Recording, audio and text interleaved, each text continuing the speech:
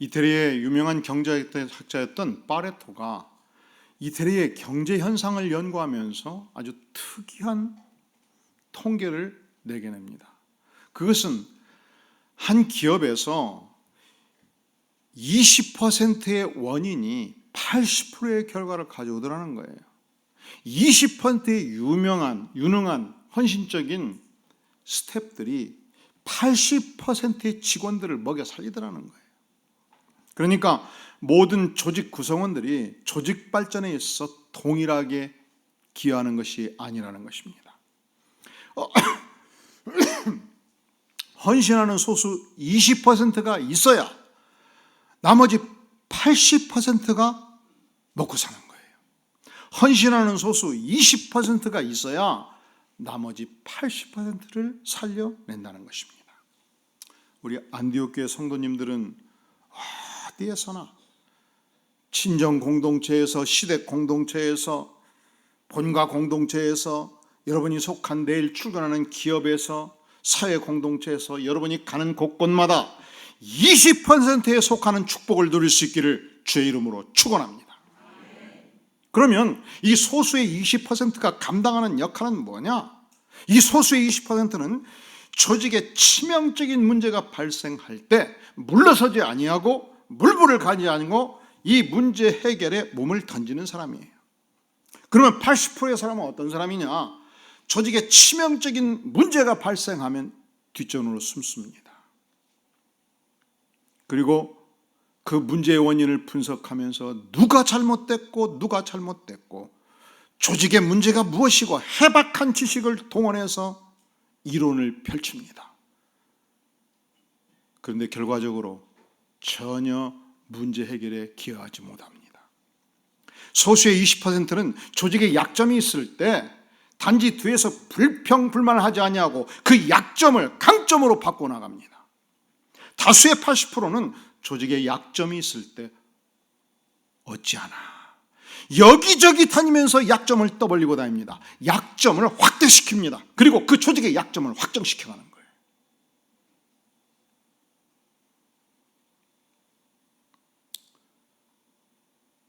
한 분이 저한테 와서 그래요. 목사님, 우리 교회는 기도가 부족한 것 같아요. 우리 교회는 말씀도 풍부하고 성경 공부도 많은데요. 그래서 그랬어요. 그러면 그렇게 말하는 분이 그 약점을 극복하면 좋겠네요. 그랬더니 그냥 열심히 기도하고 기도회를 읽으니까 막 화요기도회가 불같이 일어나요. 어느 사회나 어느 시대나 어느 조직이나 심지어 교회까지도 그 조직 안에는 반드시 약점이 있고 허물이 있고 문제가 있고, 그리고 때로는 조직 전체에 휘몰아치는 위기의 순간이 있을 수 있습니다. 안심하세요. 20%에 해당되는 사람들만 있으면 돼요. 자, 그렇다면 우리 그리스도인들은 이런 상황이 있을 때 과연 어떻게 해야 될 것인가? 오늘 본문에서 예수님은 명확하게 20%의 사람들의 행하는 행동 양식을 가르쳐주고 있습니다. 우리 주님이 대단히 유능하신 분이지요. 그렇지요? 하나님의 아들이시잖아요. 예수님은 죽은 자도 살리시고 무수한 병자들을 고치셨지요. 예수님이 가는 곳곳마다 인산인해 사람들이 따라다녔지요. 예수님이 설교를 하면 강력한 능력이 있었지요. 여러분, 이렇게 유능한 분을 상관으로 모시면 죽어나요. 그건 생각 안 해보셨어요? 밤도 없고 낮도 없어. 그냥 일이 막 휘몰아칠 거 아니야. 응? 38년간 누워있던 병자가 냄새나고 막 썩어나가는 막 들것에서 할렐루야하고 막 일어서서 한 30명이 나가면 그 뒷감당을 누가 해야 돼야? 제자들이 다 치워야 되잖아요. 밤낮없이 예수님을 따라다니다가 대단히 지쳤습니다. 여러분, 어떤 조직에 들어갈 때 여러분이 기업에서 눈 크게 뜨고 보면서 어디가 제일 한가하냐? 감사실이다. 감사실. 인사과장 만나서 그냥 술 먹이고 밥 먹어가지고 나가 감사하는 능력이 있는데 왜 날 안 보내 해가지고 감사실에 딱 갔더니 아침 9시에 출근해서 15명이 쫙 신문 보고 커피 한 잔 마시고 11시 반쯤 되니까 어이 우리 밥이나 먹으러 가지 해서 2시까지 반주도 먹으면서 놀다가 2시에 들어와서 서류 몇 개 딱 보고 5시쯤 되니까 오늘은 일찍들 퇴근하지. 이야 좋은 보직을 받았다. 미래가 없어요 이렇게 하면.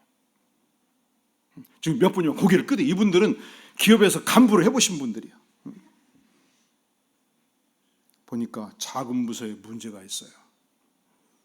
기업이 지금 숨이 넘어가는 정도예요. 분명히 기업이 기술도 있고 다 좋은데 자금력이 약해. 내가 경제학과 출신이고. 근데 작은 부서는 막 매일 밤을 새는 거예요. 문제를 해결하기 위해서. 부장님 나를 작은 부로 보내주시오. 내가 3년 내에 그 문제 목숨 걸고 해결해 보겠어. 이런 인물들이 나와야 돼요. 어디에서? 우리 안대교회에서. 저는 여러분 교회에만 무조건 충성하는 것이 능사라고 생각하지 않아요.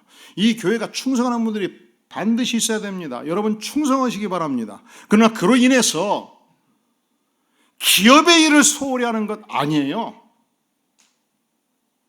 교회는 교회고 기업은 기업이고 하나님께서 부르신 곳이 기업이란 말이죠. 그러면 기업의 현주소를 알고 기업의 문제를 태클하고 다뤄가야죠. 우리 예수님께서 당신도 인간의 몸을 입고 계셨기 때문에 대단히 피곤했을 뿐만 아니라 제자들도 대단히 피곤했습니다. 그래서 얘들아 우리 좀 쉬러 가자. 배 타고 갈릴리 호수 건너편 한적한 곳으로 가고 있었습니다. 그런데 예수님을 따르던 백성들이 예수님을 찾다가 가는 방향을 알았습니다. 그 한적한 곳을 향해서 쏜살같이 사람들이 달려가기 시작했습니다. 이미 배가 당도했을 때 2만 명이 또 모인 거예요. 쉴 수 있어요 없어요?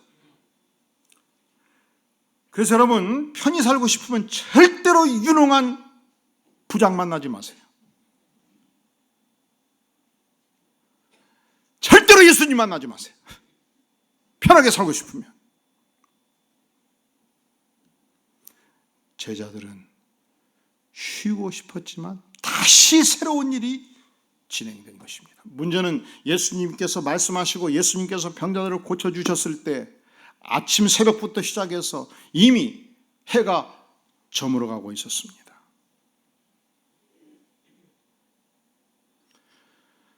2만여 명의 무리들은 점심도 먹지 못하고 이미 해가 저물어 가고 있었습니다.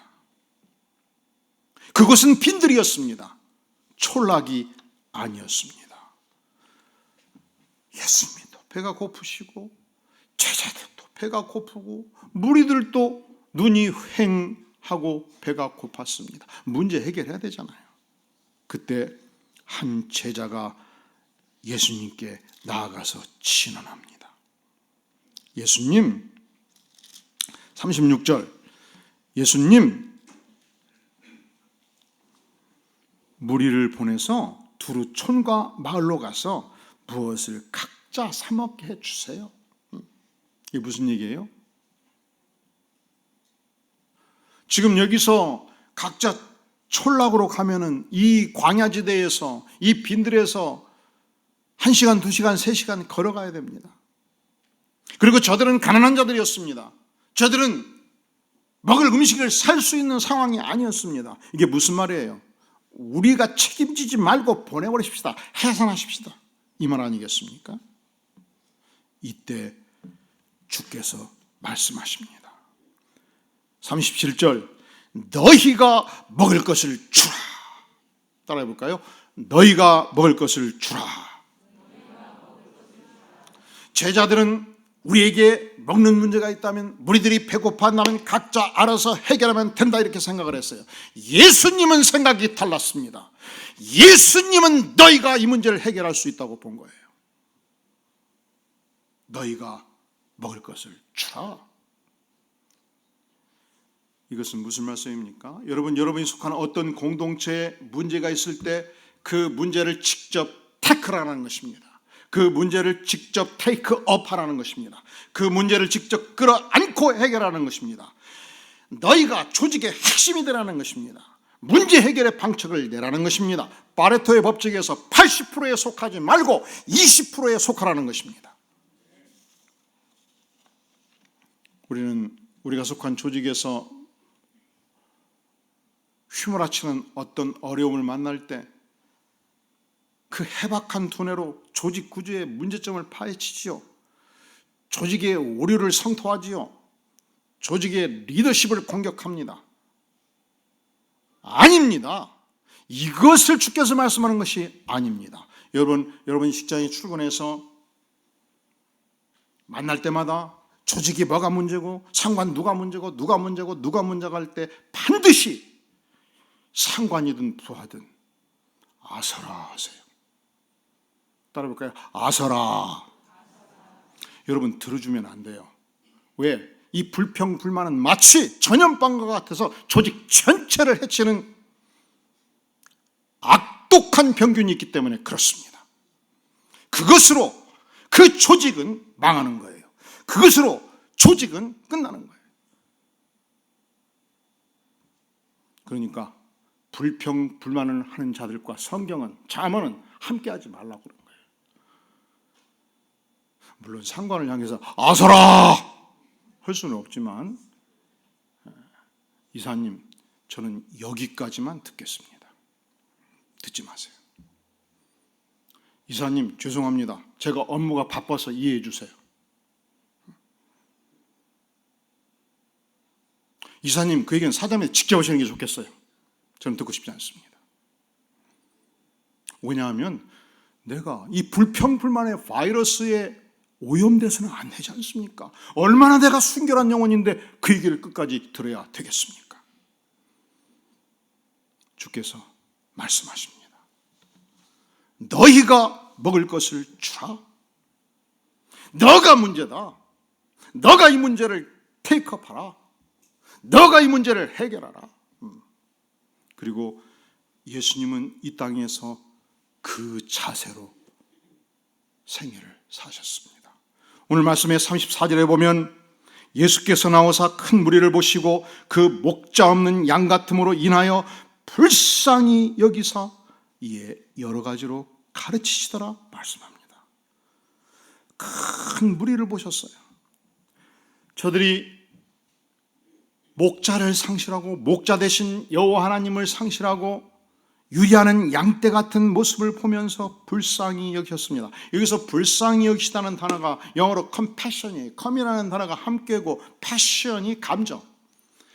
백성들이 느끼는 그 고통스러운 감정을 예수님께서 함께 온전히 느끼셨다는 것입니다. 백성들과 함께 백성들의 절망, 백성들의 좌절, 백성들의 고통, 백성들의 배고픔을 그대로 주께서 느끼시고 아셨다는 것입니다.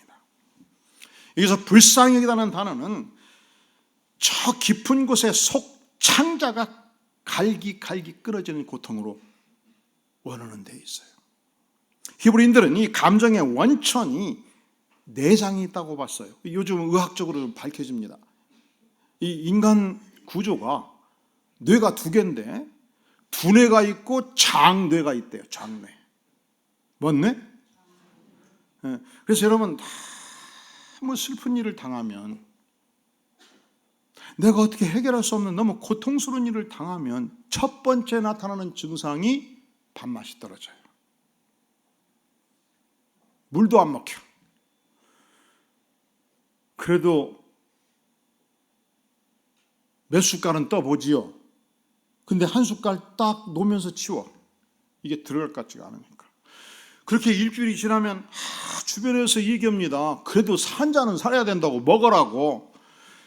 그래서 살겠다고 밥 한 그릇을 먹었어요. 그런데 다 토해내버려요. 왜 그래요? 장뇌가 안 받아들이는 거예요. 저희 남서울골 목사님 중에 노상한 목사님인데, 이분이 미국에서 6년간 임상 심리학을 공부해서 박사학위를 받고 한국에 돌아왔어요. 정신의학계에서 대부분 약물 치료를 많이 해요. 내가 잘못한다 하면은 잠자는 약 주고, 내가 우울증이 깊다 하면 우울증 약 주고, 약으로 처방을 많이 하죠. 임상 심리학은 대화로 치료해요. 그런데 대부분 이런 계통의 정신적 질병을 가진 분들이 장래와 두뇌가 분리되어 있다는 거예요. 그래서 이 장래와 두뇌를 연결시키는 미주신경을 만져주면 마음이 뚫린대요. 그래서 이 두뇌에서 장뇌로 가는 미주신경, 오른쪽에서 왼쪽으로 가는 미주신경을 자꾸 두드려주면 굉장히 시원해. 한번 두드려 보세요. 시원해. 얼마나 시원하고 좋아요. 여러분 답답난 있을 때 그냥 가슴을 막 사정없이 두드려요. 그럼 풀려요. 이 목회자들은 많이 두드리고 살아야 돼요.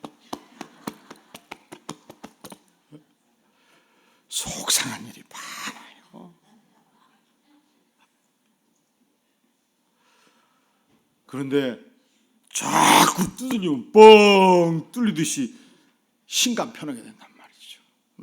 근데 주변에 양해를 좀 구해야 돼요. 난 이거 두들려야 살겠다. 그러지 좀 봐주라.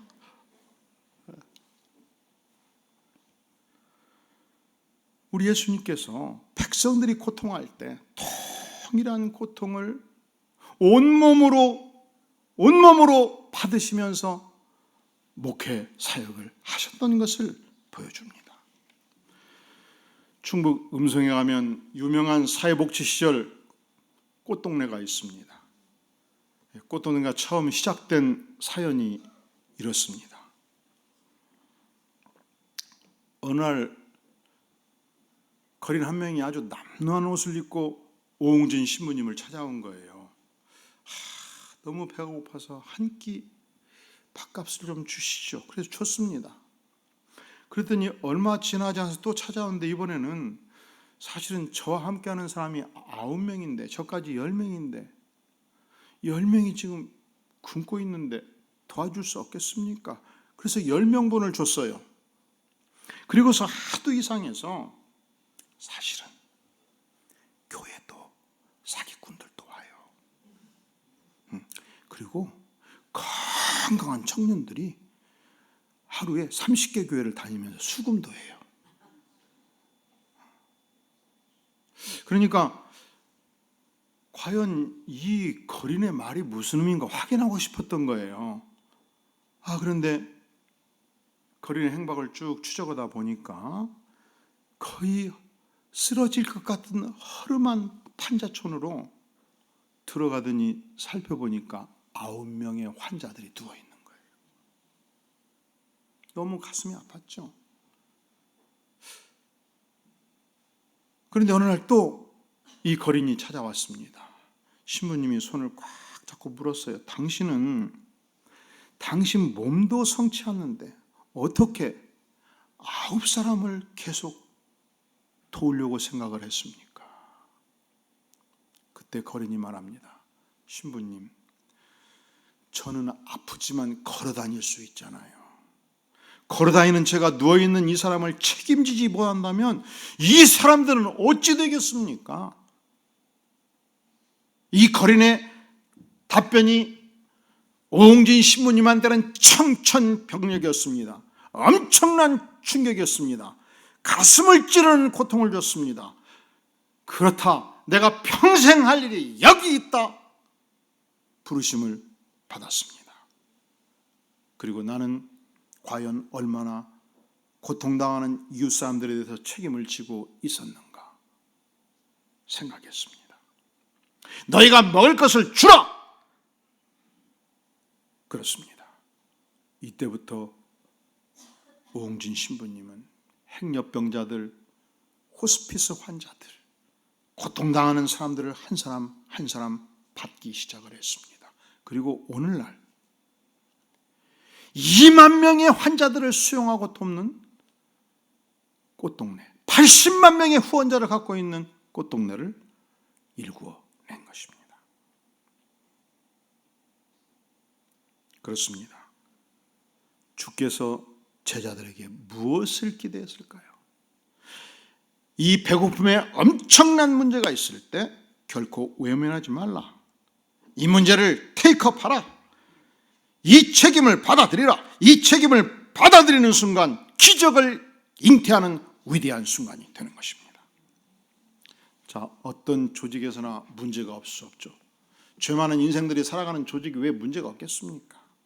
그런데 문제 해결의 방책이 있어요. 우리 주님께서 이렇게 문제 해결하라. 첫 번째 문제 해결의 방책, 너희가 먹을 것을 줘라. 너희가 문제를 태클하라. 외면하지 말라는 것입니다. 두 번째 문제 해결의 방책이 있습니다. 그것은 너희에게 있는 것을 주님께 드리라 말씀하십니다. 38절에서 보면 이르시되 너희에게 떡 몇 개나 있는지 가서 보라. 열심히 찾아봤습니다. 그때 제자 중 안드레가 한 소년이 가지고 있는 도시락 뚜껑을 엽니다. 그곳에 떡 5개, 물고기 2마리가 있었습니다. 예수님께서 쓰신다 하니 잠깐만 빌려달라. 이것을 주 앞에 드린 것입니다. 여러분, 내게 속한 것을, 우리에게 속한 것을 주님께 드릴 때 이것을 통해서 주님은 위대한 기적의 역사를 일구시는 분이십니다. 여러분, 여러분의 속한 조직에 문제가 발생하면 그 문제를 회피하지 마세요. 외부의 요인으로 돌리지 마세요. 하나님께서 나를 통해서 이 문제를 해결하는 위대한 메시지로 받기를 바랍니다. 우리는 문제가 발생하면 이런 생각 많이 하죠. 도무지 부자들이 자기 입속만 차리고 자기 배만 불리지 이렇게 어려운 문제, 돈이 없어 고통당하는 사람들을 위해서 돕는 헌납을 도무지 하지 않는다. 도무지 우리 회사 대표라는 사람이 뭐가 문제인데 아직도 정신을 못 차린다. 아닙니다. 우리 주님은 너희가 먼저 드리라고 말씀하셔요. 너희에게 떡이 몇 개 있는지 살펴보아라고 말씀하셔요. 우리가 가진 오병이어를 주께 드릴 때 그것은 결코 큰 것은 아니었지만 주께서 그것을 통해서 2만 명을 먹이는 위대한 역사를 이루신 것입니다. 우리가 드린다는 것은 물질을 많이 생각하지요. 그리고 물질을 드리라는 설교를 듣고 싶어질 않아요. 여러분, 오병이어 물질을 드려야 역사하지 않습니까? 그런데 이 드림은 단지 물질에 한정되지 않아요. 고통스러워하고 아파하는 이웃이 있을 때 따스한 음료 한 잔 건네는 것, 주님을 향한 드림입니다. 아파하는 영혼이 있을 때 따스한 위로의 말을 한마디 건네는 것, 위대한 드림입니다. 작은 것이 주님께 드려지는 순간, 기적이 시작되는 순간이에요. 영국의 선교사 중에, 탐험가 중에 리빙스턴이라는 인물이 있습니다. 우리가 교과서에서 아프리카 대륙 탐험가 1호가 리빙스턴인데 그는 선교사였어요. 선교 활동을 하다 보니까 탐험가가 된 거죠. 그런데 그가 선교사로 헌신하기 전 소년 시절 교회 부흥회에 참석했다가 굉장한 은혜를 받습니다. 그리고 이제 헌금 시간이 되었는데 헌금 위원들이 쫙 10명 들어올 때 맨 뒤에 따라 들어온 거예요. 헌금 위원들이 헌금대에 쫙 놓을 때 갑자기 이 소년이 그 옆에 앉아가지고 무릎을 쫙 꿇고 고개를 숙였습니다. 그리고 기도하고 있었습니다. 주님, 저는 가진 것이 아무것도 없습니다. 하지만 주님, 이 몸을 주님께 드립니다. 뭘 헌금한 거예요? 무엇을? 인생 전체를. 그리고 그가 아프리카 선교사로 떠나서 수많은 영혼들을 구원했고 그가 아프리카 선교의 아버지요 아프리카의 선교의 선봉장이 되어서 수천 명의 선교사를 파견하는 사역을 감당한 것입니다. 어느 조직이나 반드시 문제가 있어요. 여러분, 문제 있다고 불평하지 마세요. 그 문제 있을 때 어떻게 이 문제를 다뤄갈 것인가? 문제는 내가 태클한다. 문제는 내가 테이크업한다. 너희가 먹을 것을 주라. 제가 먹이겠습니다. 두 번째, 비록 작은 것이라 할지라도 내가 가진 것을 주 앞에 직접 드리겠습니다. 자, 조직에 문제가 있을 때 문제 해결 방책 세 번째, 그것은 그 말씀이 쉽게 믿기지 않는다 할지라도, 계산적인 머리로 그 말씀을 우리가 측량해서 이해할 수 없다 할지라도 예수님께서 말씀하실 때 철저히 순종하는 것입니다. 순종이 믿음이에요. 할렐루야. 또한 하나님께서 이 영적 조직의 리더십에게 주신 권세를 따라 교회가 방향을 제시할 때 주님 그렇습니다, 철저히 순종해 보는 거예요. 우리 주님께서 명하십니다. 39절, 제자들에게 명하시지요. 무엇을 명하십니까? 그 모든 사람으로 때를 지어 푸른 잔디 위에 앉게 하라는 것입니다. 때로는 100명씩 또는 50명씩 앉게 하라는 것입니다. 이제 곧 먹을 것을 제공할 것입니다. 50명씩 100명씩 그룹을 지어서 앉으시오, 앉으시오, 앉으시오. 이때 제자들은 아니 저렇게 앉혀놨다가 아무것도 없는데 예수님이 능력이 안 나와가고 못 먹이셔버리면 우리 체면은 뭐요? 좀 더 지둘러 보자. 어떻게 되는가 좀 지켜보자. 한 명의 제자도 불평하거나 믿음 없는 행동을 한 것이 아니었습니다. 모두가 이 말씀에 순종해서 백성들을 정돈시키고 있었습니다. 성경은 말씀하기를 믿음은 바라는 것들의 실상이요 보지 못한 것들의 증거라 말씀하셨습니다. 이제 모든 기적의 백그라운드가 완성되었습니다. 이제 드디어 우리 주님께서 행동할 때가 되었습니다. 어떻게 행동하십니까? 41절로 행동하십니다. 예수께서 떡 5개와 물고기 2마리를 가지사 첫째로 하늘을 우러러 축사하셨습니다. 이것은 하나님 이들을 먹이게 도와주시옵소서, 주시옵소서의 기도가 아닙니다. 하나님 이들을 이제 먹일 수 있게 은혜 주시니 감사합니다. 이들을 축복하여 주시옵소서, 축복의 기도, 감사의 기도를 드린 것입니다. 두 번째, 떡을 떼었습니다. 떡을 나누기 시작한 것입니다. 떡을 나눌 때마다 엄청나게 늘 커졌습니다. 2만 명을 먹이고도 12강주리가 남을 만큼 떡이 확대되고 있었습니다. 세 번째, 주께서 제자들에게 말씀하기를 사람들에게 나누어 주어라. 한없이 나누면 나눌수록 떡은 커져가고 있었습니다.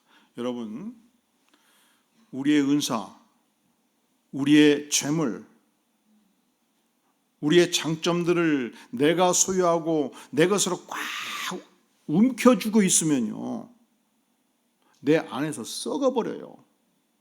나를 위해서 좋지가 못해. 그런데 우리가 한없이 방출하고 나누어주면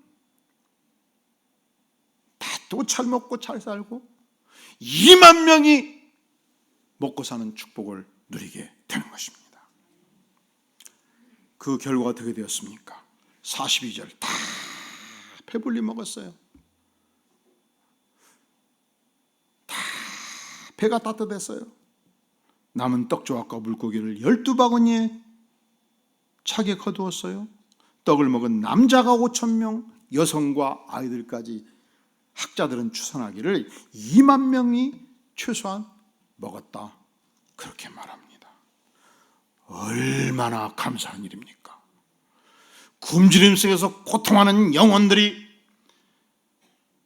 믿음을 가진 제자들을 통해서 오병이어 작은 것을 드림을 통해서 위대한 기적의 역사가 산출되었지 않겠습니까? 여러분이 직장에서 사용할 때 여러분을 통해서 이 위대한 기적을 연출할 수 있기를 간절히 바랍니다.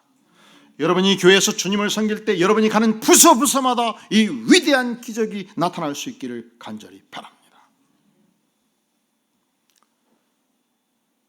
저는 개인적으로 뒤에서 앞에서는 말 다르고 뒤에서는 말 다르면 복음은 증거하지만 가까이 만나지 않아요. 왜? 오염될 수 있기 때문에. 앞뒤가 같아야 돼. 그리고 말만 헌신하고 몸으로 헌신하지 않는 사람은 아무리 박사학위를 가졌다 할지라도 같이 일하지 않습니다. 왜냐하면 주님이 역사할 수가 없어요.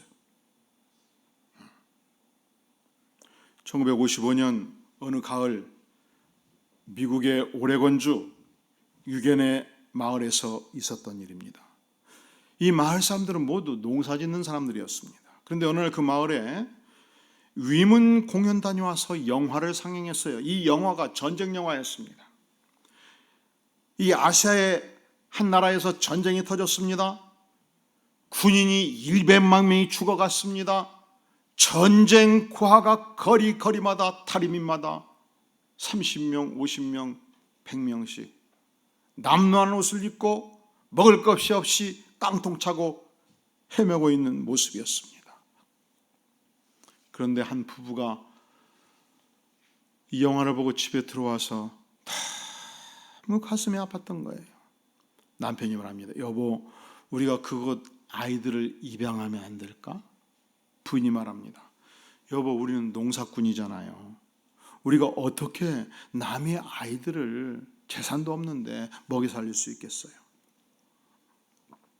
그런데 부부가 손을 잡고 기도하면 기도할수록 이 문제가 자꾸 떠오르게 되고 한국의 고아를 위해서 기도하게 되는 거예요. 결국 농토 절반을 팔아치우고 이름도 듣지 못한 나라의 아이들을 좀 놀랄 준비하셔요. 8명이나 입양을 한 거예요, 한꺼번에. 네. 몇 명이나? 여러분 상상해 보세요. 이 작은 마을에 50호 100호 있는 마을에서 다 대부분이 백인인데 노란 얼굴을 가진 새까만 머리를 가진 꼬마들이 8명이나 왔다 갔다 하는 게 너무 아름다운 거예요. 그리고 저 가난한 농부가 그 전쟁 고아들을 돕는 모습이 너무 감동이 됐던 거예요. 나는 저 집보다 5배나 잘 사는데 양심의 가책이 되는 거예요. 밤마다 영화가 왔다 갔다 하고 그래서 한 가정 입양을 하기 시작했는데 동네 대부분의 가정이 입양을 하게 된 것입니다. 놀라질 않으시래. 그리고 더 놀라운 사실은 이 마을에서 도대체 입양해야 몇 명이나 입양을 했냐 기도하다가 그가 결심을 해요. 우리 사랑하는 입양아 아들, 딸 8명의 고향 땅으로 들어가자. 맨바지게 되진 않지만 돈을 다 팔아버려요. 집까지 정리하고 고아 8명을 데리고 한국으로 들어옵니다. 그리고 거리에 아파하는 영혼들, 병자들을 한 사람씩 입양을 시작하고 그가 미국의 유수한 교회들을 향해서 수백 통, 수천 통 편지를 쓰기 시작합니다. 한국에 전쟁 고아가 이렇게 있습니다. 이들을 입양해 주십시오. 입양해 주십시오. 그 결과 놀랄 준비하셔요. 무려 6만 6천 명이나 이 부부를 통해서 미국에 입양이 된 거예요. 그것도 보통 가정이 아니고 신실한 기독교 신앙을 가진 가정에 입양이 되어서 자락한 것입니다. 자, 이 부부의 이름을 아시는 분? 띵! 성이에요, 그것은. 이름은 해리 홀트 부부가 되겠습니다. 홀트 아동복지 창설자지요. 만약에 이 부부가 6만 6천 명의 아이들을 입양하지 않았다면 이 중에 상당수는 굶어 죽었을 것입니다. 이 중에 상당수는 깡통을 차고 거리를 헤매다가 주먹질하는 깡패가 되었을 것이며 소매치기가 되었을 것이며 날치기꾼이 되었을 것입니다. 만약에 이 부부가 6만 6천 명의 아이들을 입양하도록 돕지 아니했다면 오늘날 이 사회의 암적 존재가 되었을 것입니다. 그런데 저들은 한 영혼 한 영혼 믿음 좋은 그리스도인 가정에 입양되어서 훌륭한 그리스도의 일꾼으로 자라간 것입니다. 놀라지 마세요. 놀랄 준비하라는 얘기예요. 6만 6천 명의 전쟁 고아들을 입양시켰던 해리 홀트 부부는 고등학교도 나오지 않은 자였습니다.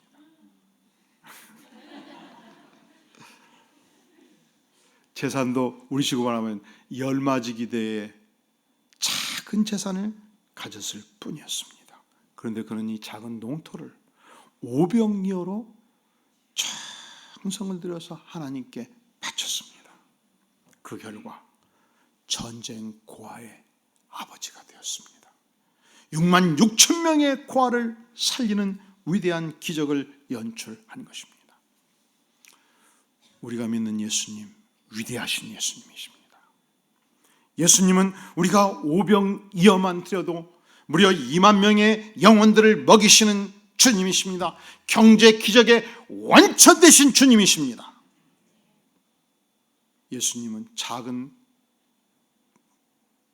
논 몇 마지기 주 앞에 바쳤을 때 이 해리 홀트 부부를 통해서 6만 6천 명의 영혼을 살리신 전능하신 주님이십니다. 그렇다면 여러분은 당신은 이 시간 무엇을 주님께 오병이어로 드리시겠습니까? 그리고 잃어버린 한 영혼을 구원하기 위해서 여러분은 무엇을 오병이어로 주 앞에 드리시겠습니까? 기도하겠습니다.